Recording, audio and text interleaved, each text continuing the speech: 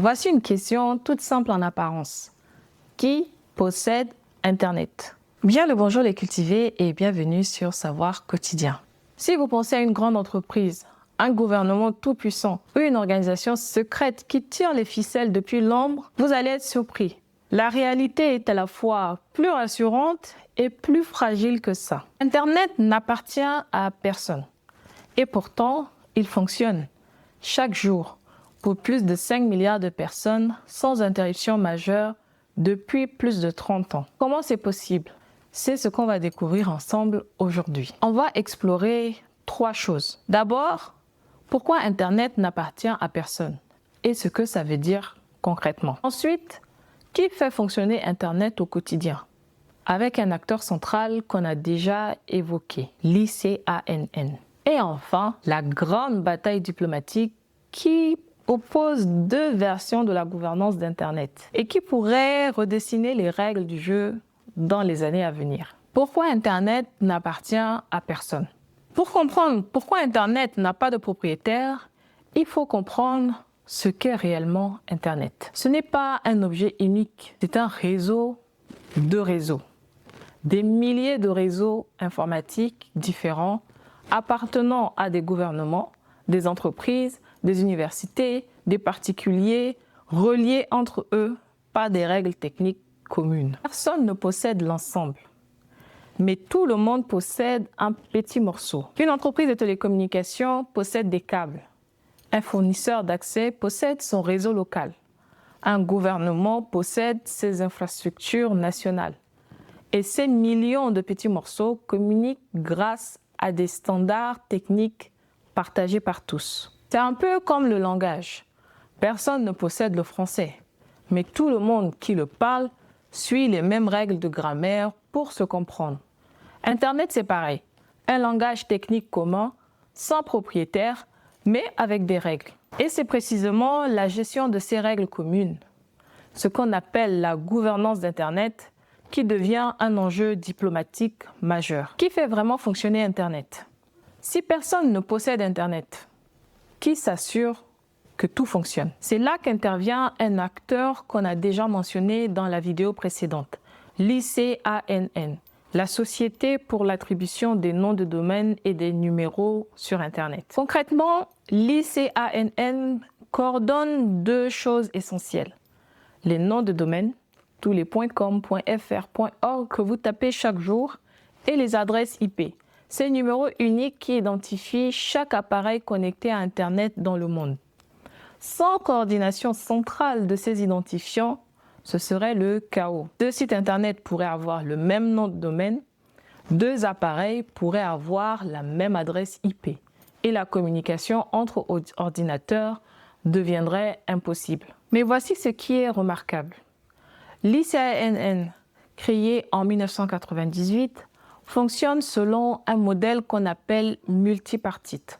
En anglais, multi-stakeholder. Ce qui veut dire qu'aucun gouvernement, aucune entreprise, aucun acteur seul ne peut imposer sa volonté. Les décisions se prennent collectivement avec la participation de gouvernements via un comité consultatif d'entreprises, d'experts techniques et de représentants de la société civile du monde entier. C'est une idée presque utopiste quand on y pense.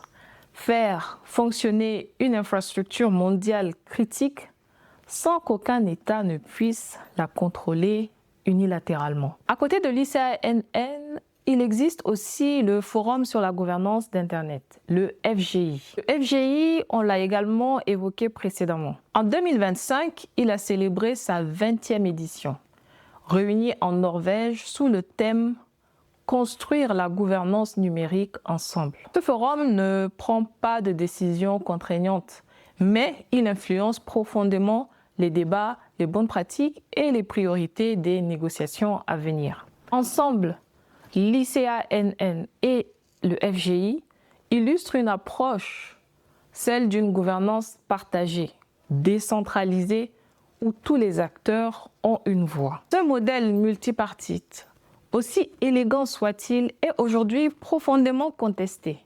Et c'est là que la diplomatie numérique entre vraiment en scène. D'un côté, il y a les défenseurs du modèle actuel, principalement les pays occidentaux, l'Union européenne, les États-Unis.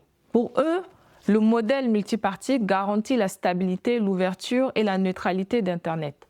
Aucun État ne doit pouvoir imposer sa loi sur l'ensemble du réseau mondial. De l'autre côté, certains pays, au premier rang desquels la Russie et la Chine, plaident pour ce qu'ils appellent l'internationalisation de la gouvernance d'Internet. Concrètement, cela voudrait dire transférer le contrôle d'Internet vers un système plus proche de celui des Nations Unies où seuls les gouvernements auraient le pouvoir de décision, sans entreprise, sans société civile, sans experts techniques indépendants. Pourquoi cette divergence?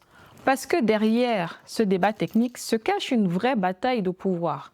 Pour certains gouvernements, le modèle multipartite actuel serait trop influencé par les intérêts occidentaux et notamment américains, puisque l'ICANN reste une organisation de droit californien. Pour les défenseurs du système actuel, à l'inverse, transférer le contrôle au seul gouvernement ouvrirait la porte à plus de censure, de surveillance et de fragmentation d'Internet. Ce débat n'est pas que théorique.